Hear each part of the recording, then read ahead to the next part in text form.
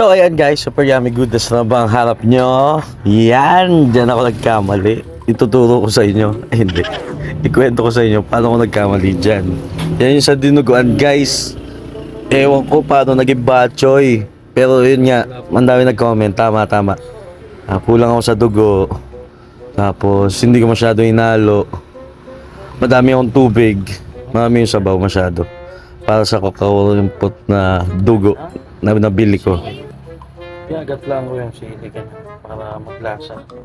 Shoutout pala sa inyo lahat guys na mga nag-suggest, nag-comment, nag-PM sa akin. Hindi ko na kasi maisa-isa. Ito rin. Medyo mga pang-top. Ito ng ating dugo.